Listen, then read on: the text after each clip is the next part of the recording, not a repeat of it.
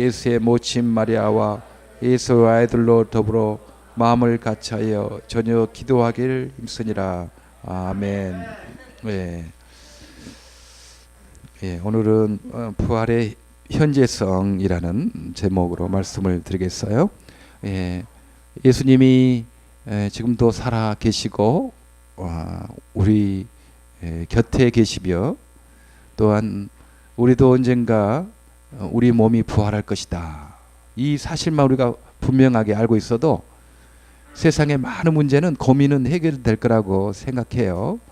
왜냐하면 우리가 지금 이 땅을 고민하고 염려하는 문제는 뭐 많아봤자 한 70년 내지 80년 살 거, 뭐 평균 연령이 한 80 되지 않습니까? 그 정도 살 것을 가지고 막 고민하고 염려하고 그러거든요. 예를 들어서 어떤 고등학교를 갈까? 여기는 이제 대학인데 어떤 대학을 갈까? 뭐 그거 아무리 좋은 대학 가도 그 80년 문제밖에 해결되지 않는 거예요. 그 이후의 문제는 그 대학이 해결할 수 없습니다. 뭐 대학 간다고 문제가 해결됩니까? 직장을 잡아야 되잖아요. 직장.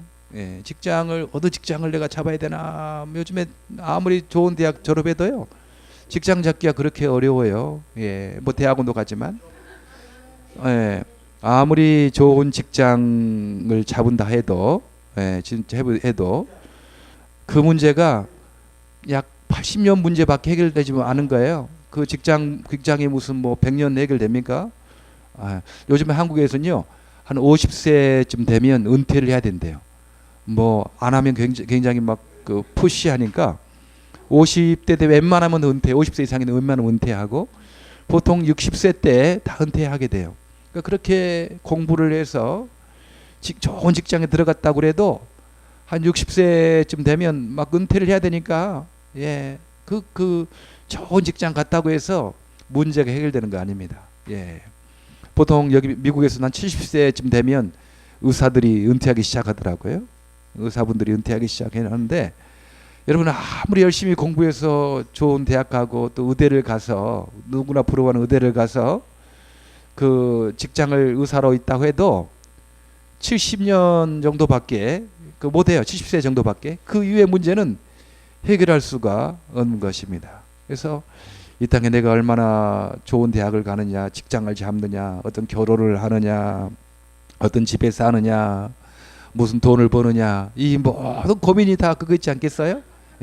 얼마나 높은 자리에 가느냐, 얼마나 좋은 거 먹고 좋은 집에 사느냐, 어떤 남편, 어떤 아내를 얻고 사느냐, 이 모든 문제가 이 땅에 한 80년 정도 그 문제에 다 포함되어 있어요. 그런데 우리의 삶이 부활할 것이다.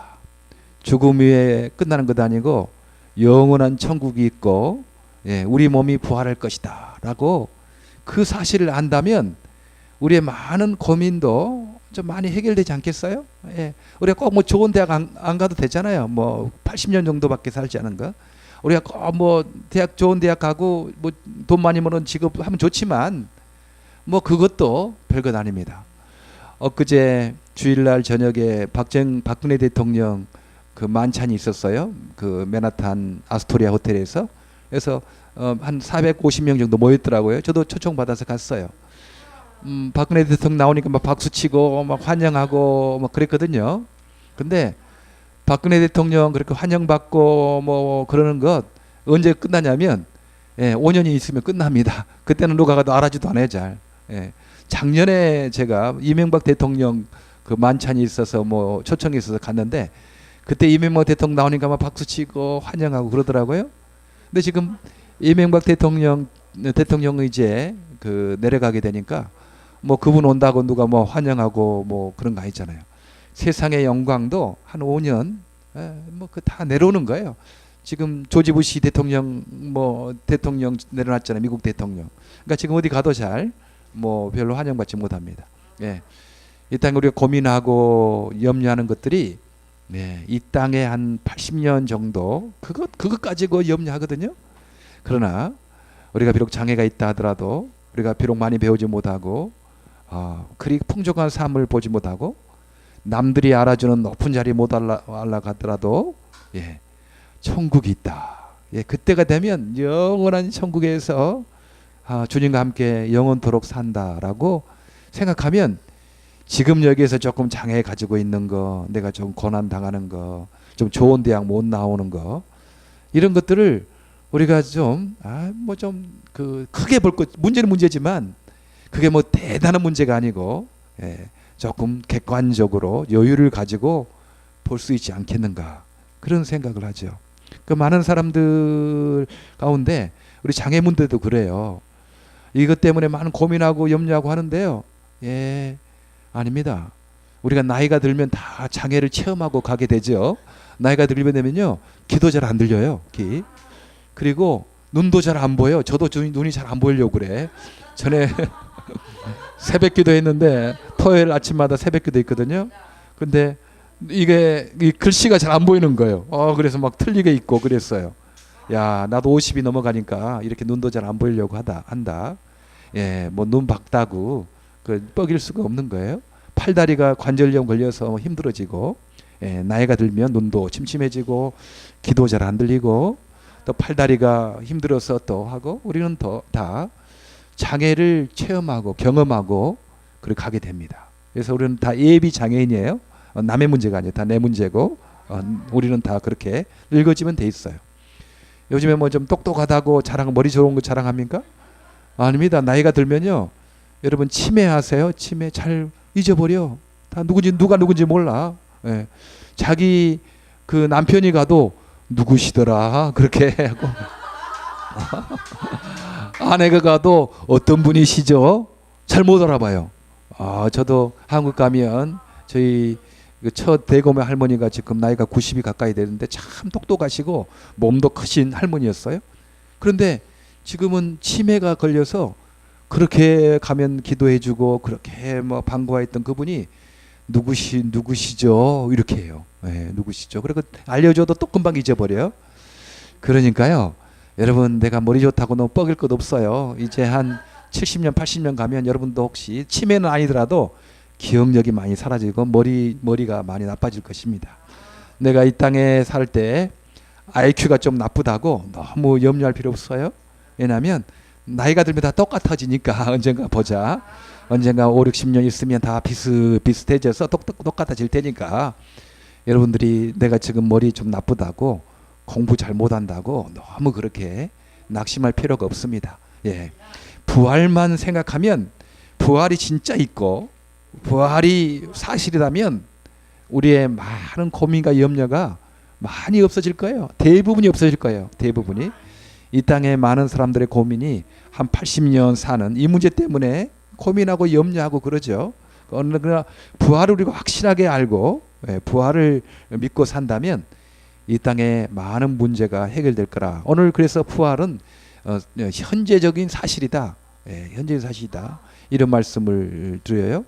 많은 사람들이 부활 뭐 죽어봐야 알지 뭐 그냥 부활을 할 때 어떻게 몸이 다시 사냐 이렇게, 그건 과학적으로 증명이 안 된다. 뭐 그런 사람이 있어요. 그래서 부활이라면 그냥 그 정신적인 부활, 의미적인 부활, 내가 나쁜 짓 하다가 회개하고 다시 좋은 일 하는 거, 이렇게 반성하는 거, 그래서 부활했다. 나는 이제 다시 거듭났 부활했다. 뭐 그런 말 하잖아요. 여러분, 톨스토이의 책 중에 부활이라는 책이 있잖아요. 근데 바로 그런 거예요. 그 네일류도프라는 이 사람이 있었는데, 이 네일류도프라는 사람이 법정에 갔는데 어떤 여자가 살인과 도둑질로 이제 벌을 받게 됐어요. 벌을 받게 되고, 알고 보니까 살인과 도둑죄로 잡혀온 창녀 카츄샤를 만나는데, 이 창녀 카츄샤는 어떤 사람이었냐면 자기가 젊었을 때 그 여자를 그냥 성적으로 범했어요. 강간을 한 거죠. 그래서 이 여자가 원래 어느 집에 양녀 겸 하녀로 일하던 곳이 있었는데, 이 성적인 범죄를 당하고 애가 불러오니까 그 집에서 쫓겨나게 된 거예요. 그래서 길거리에 쫓겨나니까 갈 곳도 없고, 여자 갈 곳도 없으니까 몸을 팔게 되고, 그래 창녀가 된 거죠. 창녀 돼서 이렇게 생활하다가 남을 죽이게 되고 도둑질도 하게 된 겁니다. 그런데 이 법정에 와서 이제 재판을 받게 되는 거예요. 이제 사형 당할 형편이 있는데 이 네헬류도프라는 이 사람은 그 자기가 범한 이 성적인 범죄 때문에 이 여자가 집에서 쫓겨나고 이 창녀가 되고 도둑질도 하고 살인죄를 범해서 이렇게 생각했다 생각해서 그 여자의 감형을 위해서 많이 노력하죠. 그리고 그 결국은 조금 형이 벌이 강한 면이 돼서 시베리아로 유배를 가게 됩니다. 근데 이 네헬류도프는 거기 자기 때문에 그렇게 어려움 이렇게 벌을 받은 이 시베리아로 유행 가게 되는 이 카츄샤를 위해서 거기까지 따라가는 거예요. 거기 따라가서 그녀를 위해서 봉사하고 그렇습니다. 그래서 그 부활이라는 내용은 이 네헬류도프라는 사람이 나쁜 짓 그렇게 많이 하다가 그렇게 회개하고 그렇게 창녀 카츄샤를 위해서 시베리아까지 가가지고 그렇게 봉사했다. 그래서 그렇게 선한 삶을 살았다. 그러니까 그래서 부활이라 이제 그렇게 말하는 거죠. 정신적인 부활, 의미적인 부활을 말하는 거예요. 그러나 성경에서 말하는 부활은 그런 정신적인 부활, 의미적인 부활 그걸 말하는 거 아닙니다. 뭐 그거 한다고 뭐 우리의 인생의 문제가 해결됩니까? 아니잖아요. 그것 말하는 것이고 우리의 몸의 부활을 말하는 것입니다. 선이 악을 이긴다는 차원에서 부활이 아닙니다. 그것은 마음의 부활, 정신의 부활 그 이상이죠. 보통 부활이라는 말을 쓰는데 그것은 그 이상의 우리의 몸의 부활, 생명의 부활이라고 성경에서 분명히 말씀하고 있습니다. 이 부활을 빼놓고는 제자들의 변화를 이해할 수가 없어요. 그렇게 겁쟁이 제자들, 그렇게 예수를 부인하는 제자들이 어떻게 하루아침에 그렇게 변했냐, 이거 이해할 수가 없거든요. 그들이 막 교육을 받아서 그들이 무슨 뭐 훈련을 받아가지고 그런 거 아니에요. 갑자기 변했어요. 갑자기. 마태복음, 요한복음 뭐 끝나고 사도행전 나타나죠. 사도행전이잖아요. 근데 그 요한복음, 누가복음 그때 마지막에 나타나는 제자들 두려워하여 다 뿔뿔이 흩어졌거든요. 근데 사도행전 시작되자마자 그 제자들이 얼마나 용감한 제자들이 된지 모릅니다. 아마 성경에 이런 말 있어요. 마태복음 26장 56절에는요. 이에 제자들이 다 예수를 버리고 도망하니라. 그렇게 말했어요. 이렇게 예수를 부인했어요. 도망갔어요. 그리고 26장 69절부터 75절에는요. 이제 계집종이 너 예수와 같이 따라다니는 사람이다. 너 말투를 보니까 뭐 그렇다. 제가 지금 제 고향은 전라남도 목포거든요. 근데 쟤는 지금 보통 표준말을 많이 쓰잖아요. 근데 사람들은 딱 알아요. 왜냐하면 내 억양이 전라남도 목포 사람들의 말투야. 그러니까 알아. 그렇죠? 내가 아무리 단어를 표준말을 써도 이 억양은 제가 고등학교 때까지 목포에 있었으니까 전라남도 목포 사람들의 쓰는 억양이 있으니까 금방 알아. 그러니까 너 말하는 투를 보니까 너 예수와 같이 다니지 않았느냐? 뭐 그렇게 계집종이 그랬거든요. 근데 베드로가 예수님의 1등 제자라는 사람이 어떤 태도를 취했느냐면 나는 내 말하는 것이 무엇인지 알지 못하겠노라. 베드로가 맹세하고 또 부인하여 가로되 내가 그 사람을 알지 못한다. 내가 예수를 알지 못한다. 또 그 다음에는 저가 저주하며 맹세하며 가로되 내가 그 사람을 알지 못하노라. 욕을 하면서 이제 아니다 너 예수 따라하는 예수 제자다 그러니까 이제 마지막에는 저주하고 욕을 하면서도 나 예수 알지 못한다. 이런 예수님의 수제자가 그랬거든요. 근데 이 베드로 갑자기 변했어요. 또 다른 제자들 볼까요? 요한복음 20장 19절에는 안식 후 첫날 저녁 때에 제자들이 유대인들을 두려워하여 모인 곳의 문들을 닫았더니 이 제자들이 두려워해서 유대인들 두려워해서 문을 다 닫고 그냥 겁쟁이로 있었어요. 그런 제자들이 어떻게 담대한 사람이 됐는가? 이거 이해를 못 하거든요. 요한복음 21장 3절에는요. 이제 다 끝났다. 이제 옛날에 우리가 직업이 어부였으니까 이제 밥벌이나 하고 다녀야 되겠다. 우리 돈이나 벌어야 되지 않겠냐 생각하고 시몬 베드로가 나는 물고기 잡으러 가노라 하매 저희가 우리도 함께 가겠다 하고 나가서 배에 올랐으나 옛날에 직업이 어부였거든요. 예수님 십자가에 죽으셨다 끝났다. 이제 우리는 다 끝났으니까 이제 뭐 무슨 밥 먹을 그 어떤 수단도 없고 우리가 직업 어부였으니까 우리 다시 직업 어부로 돌아가자. 베드로가 그러니까 우리도 그렇지. 우리도 옛날에 어부였잖아. 우리도 고기나 잡아야지 뭐. 우리들이 뭐 세상을 변케 한다고 뭐 예수님 따라다니다가 그거 아니지 하면서 다 그냥 어부가 고기 잡으러 갔어요. 네. 이런 제자들이었어요. 예. 예수님 살아났을 때 잘 안 믿는 제자들이었어요. 마가복음 16장 14절에 그 후에 11제자가 음식 먹을 때 예수께서 저희에게 나타나사 저희의 믿음 없는 것과 마음이 완악한 것을 꾸짖으시니 이는 자기의 살아난 것을 본 자들의 말을 믿지 아니함일러라. 예수님 살아나셨다, 예수님 부활하셨다라고 막달라 마리아와 사람들이 와서 말했어도 이 제자들이 안 믿었어요. 뭐 부활이 뭐 있냐, 죽은데 어떻게 살아나냐, 십자가에 죽었고 돌무덤에 했는데 어떻게 살아난단 말이냐. 저 여자들이 지금 헛것을 보고 지금 정신 이상해서 헛이야기 하는가 보다 믿지 않았어요. 그때 예수님께서 꾸짖은 거잖아요. 마음이 그 강팍한 것을 보고. 이런 제자들이 어떻게 변했는가, 변한 사실을 이렇게 사도행전에서는 막 말합니다. 사도행전 4장 13절에 저희가 베드로와 요한이 기탄 없이 말함을 보고 그 본래 학문 없는 범인으로 알았다가 이상히 여기며, 전 배우지도 못했는데 이 베드로와 요한이 말을 너무 막 잘하는 거예요. 뭐 박사 그 사람들 이상으로 막 말 잘하니까 이상하게 여긴 거예요. 왜 그랬느냐? 부활하신 예수님을 봤거든요. 그래서 그러는 거예요. 사도행전 4장 20절 우리는 보고 들은 것을 말하지 아니할 수 없다 하니, 많은 그 대제사장과 서기관들이 이렇게 말하지 말라, 예수 이름 말하지 말고 예수 이름 전하지 말라 그랬더니 우리가 보고 들은 것을 말하지 않을 수 없다. 예수님 부활한 거 우리가 봤고 우리가 들었다. 그것을 말하지 않을 수 없다. 그렇게 말하는 겁니다. 사도행전 5장 41절 사도들이 그 이름을 위하여 능력받는 일에 합당한 자로 여기심을 기뻐하면서 공회 앞을 떠나니라. 5장 41절. 사내들인 공회에 한 70명이 있었어요. 국회의원들이 있었어요.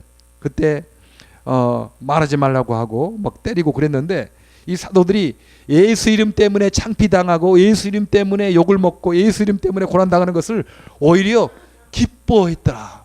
왜냐하면 내가 예수의 제자이기 때문에 내가 이런 욕을 먹지, 내가 이런 고생을 하지, 감사하다, 내가 이제 예수 제자인 것을 이제 증명할 수 있겠구나 하면서 그 국회 앞을 떠났다고 그렇게 말합니다. 어떻게 그렇게 겁쟁이들, 그렇게 두려워했던 사람들, 예수를 부인했던 사람들이 갑자기 이렇게 변해서 용감한 사람들이고 오히려 고난받는 것을 즐거워하고 두려워하지 아니하고 그렇게 됐는가? 그것은 설명할 방법이 없어요. 예수님이 부활한 것을 보지 않았더라면 그렇게 이 일을 설명할 수가 없습니다. 또 하나의 증거가 있어요. 또 하나의 증거. 그것은 예수님의 어머니와 그의 동생들입니다. 사실 사람들 보면 뭐 멀리서 보면 위대한 사람이어도 가까이 보면 별거 보통 사람이구나 이런 생각하지 않습니까? 가까이 보면 유인이 별로 없는 거예요.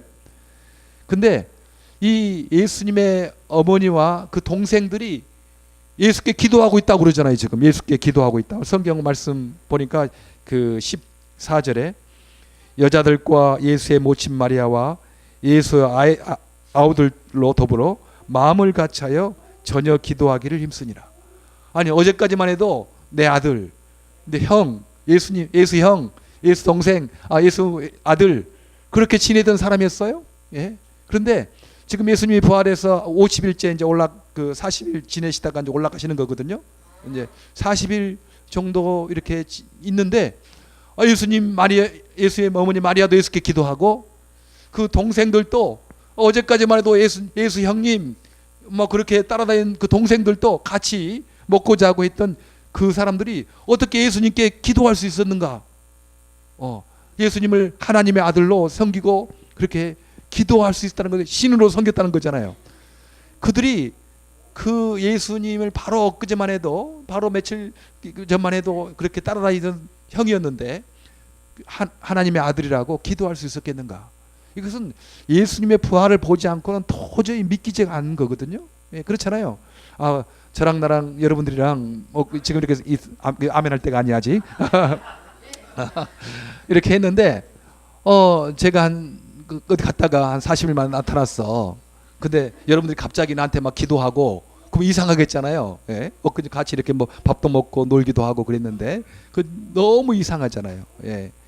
근데 이 사실 이 예수님의 동생들도 예수님을 잘 믿지 않았어요. 성경에 기록되면 야고보가 있었고 요셉이 있었고 유다가 있었고 시몬이 있었어요. 예, 그런 게 있는데 이 예수님의 제자들이 예수님을 그 부활하기 전에는 잘 안 믿었다는 것을 성경에 기록이 있습니다. 성경 진실한 책이거든요. 그래서 예수님의 동생들도 예수님이 부활하기 전에는 예수님을 안 믿었다는 그 증거들이 성경 곳곳에 있어요. 제가 그걸 찾아봤어요. 요한복음 7장 3절부터 5절 말씀에 그 형제들이 예수께 이르되 당신의 행하는 일을 제자들도 보게 여기를 떠나 유대로 가소서. 이 고향 갈릴리에서 떠나서 제자들도 보게 그 유대로 가소서. 유대 땅으로 가야 되지 않겠습니까? 스스로 나타나기를 구하면서 묻혀서 일하는 사람이 없나니 이 일을 행하려 하거든 자신을 세상에 나타내소서 하니 이는 그 형제들이라도 예수의 일을 믿지 아니함이러라. 네. 이렇게 예수님 예수 형님 그리고 세상을 구하려고 나타나려고 하면 왜 이 시골에서 그렇게 묻혀서 일하는 사람이 있습니까? 이 일을 하려고는 자신을 세상에 나타나게 막 하셔서 그렇게 하소서 하고 그 동생들이 그렇게 예수 형님을 좀 놀렸어요. 예, 좀 비웃었어요. 예. 왜냐하면 이는 그 형제들이라도 예수를 믿지 아니함이라라. 부활하기 전이니까 예수님이 막 기적을 행해도 잘 안 믿었어요. 예, 어떻게 나같이 살고 같이 식사를 하고 같이 계시는 분이 뭐 하나님의 아들이라고 뭐 좀 정신 이상한 거 아닌가 믿지 않았어요. 근데 이 동생들이 지금 예수님 부활하고 파시고 세상에 40일 있는 그 세상에 올라가셨잖아요. 그때 예수님을 신인하고 지금 기도하고 있는 거예요. 그런 일이 있을 수 있나요? 보통 그 사람인데 신이라고 이렇게 주장하고 모시는 경우가 있죠. 독재자들을 보면 뭐 힘이 있으니까 살아있을 때 내가 그 신이라고 시저가 신이라고 그래요. 로마의 그 왕들은 황제들은 다 신으로 섬김을 받았어요. 왕이 있으면 내가 신이다 그래서 절을 하고 그 경배를 했죠. 히로히토도 일본의 히로히토 천황도 사람이라고 생각하지 않았어요. 일본 사람들이 그때 당시 신이다 그렇게 했어요. 그래서 히로히토가 우리는 항복한다고 말할 때 처음으로 히로히토의 말을 들어본 사람이 있습니다. 그러니까 히로히토가 권력이 있으니까 신이라고 생각한 거예요. 신이라고 정배 안 하면 죽이고 감옥 가게 하니까 그렇게 신으로 모셨습니다. 바로도 그렇잖아요. 바로 왕도 다 그래요. 그런 지금 북한의 김일성, 김정일도 신으로 모시고 있어요. 경배하고 이렇게 우상으로 모시고 있잖아요. 지금 보잖아요. 막 보면 큰 김일성 동상이 있고 큰 김정일 동상 있잖아요. 신으로 경배하고 모시고 있어요. 왜냐하면 그렇게 안 하면 죽이니까, 그렇게 하면 감옥 가게 하니까 하기 싫어도 그냥 강제로 그 신으로 모시고 있는 거죠. 결국은 김정은의 세력을 공고하기 위해서 김일성과 김정일을 신으로 그렇게 우상 숭배하고 있는 거 아니겠습니까? 지금도 보통 사람을 신으로 모시는 것은 권력 있는 자, 독재자, 말 안 들으면 죽이고 감옥 가게 하니까 억지로 신으로 모시는 그런 일은 있을 수 있어요. 그러나 예수님은 그렇게 힘 있는 분, 그렇게 뭐 권력 있는 분, 그런 분이 아니었어요. 세상적인 관점에서 보면요, 로마 입장에서 보면 반란 노예였거든요. 유대인의 관점에서 보면 하나님의 저주를 받은 자에서 십자가에 못 박혀 죽게 돌아가시겠어요? 왜 십자가에 못 박혀 돌아가시게 되냐면, 만약 돌로 쳐 죽임을 당하게 되면 그 유대 땅에서는 참 선지자는 돌에 쳐 죽임을 당한다라는 그런 내려오는 이야기가 있었어요. 만약 돌에 쳐 죽임을 당하면 참 선지자였는데 거짓된 사람으로부터 이렇게 죽임을 당했구나 하고 예수를 더 막 높일까봐 십자가의 죽음을 당하게 했어요. 왜냐하면 십자가의 죽음을 당해야지 성경 말씀의 신명기에 십자가에 달린 자는 저주를 받은 자라 그 말씀이 있거든요. 그러니까 왜 그 대제사장과 서기관들이 예수를 돌로 쳐 죽임을 당해가지 않냐고 로마의 그 반란군으로, 그러면 정치범은 십자가에 못 박히게 되니까 십자가에 못 박으려 했냐면 그렇게 십자가에 못 박혀야지 이 이스라엘 사람들이 하나님께 저주를 받은 자라고 그렇게 이해를 하니까 그렇게 십자가를 일부러 죽게 만들려고 그렇게 몰아갔던 것입니다. 그런데 이분이 노마로 생각하면 반란 노예요. 이스라엘 유대의 관점에서는 하나님의 저주를 당한 자 이런 사람을 지금 살아계신 하나님의 아들로 기도하고 있는 거예요. 이건 왜 그런가? 예수님의 부활을 보았기 때문에 그러는 것입니다. 예수님의 부활을 보니까 정말 예수님이 이 땅 계시면서 말씀하신 하나님의 아들이고 저 천국은 있고 그렇게 영원한 우리가 몸의 부활을 하게 될 것이라는 말씀을 믿게 된 것입니다. 제자들의 변화, 예수의 어머니, 그 믿지 않았던 동생들의 변화, 이것을 보면 예수님의 부활은 확실하다. 그리고 이제 부활하신 예수님이 영으로 성령님을 보내주셨죠. 성령님 우리가 동행하고 있습니다. 우리는 혼자가 아니에요. 우리가 혼자가 아닙니다. 이제 예수님의 영이신 성령님으로 우리 오셔서 우리의 어려운 점 지혜 총명 주시고 사람 만나게 하고 일을 이루시는 분, 그래요. 그러니까 여러분, 내가 좀 부족하다고 너무 염려할 필요 없어요. 성령 하나님 의지해서 기도하면 지혜 주세요, 총명 주세요. 그렇죠. 그리고 또 내가 부족한 거 있어도 주님께 기도하면 사람 만나게 해요. 얼마든지 괜찮아요. 여러분, 우리 주님은 살아계신다, 부활하셨다. 이 부활만 우리가 확실하게 믿고 가면 세상의 근심 걱정 다 없어질 것입니다. 이 땅의 근심 걱정은 한 80년 정도 그것 쓸 거 먹을 거 그 걱정하는 거거든요.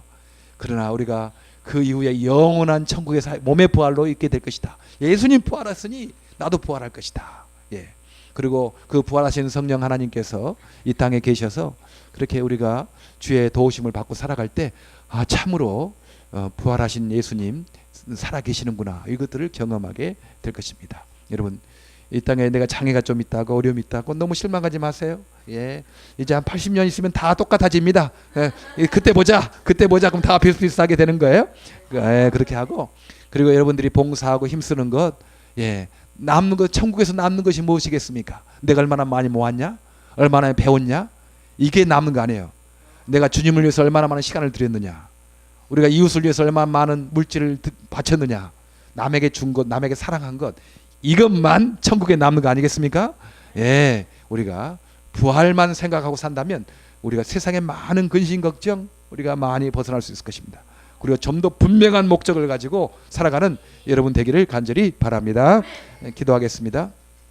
하나님,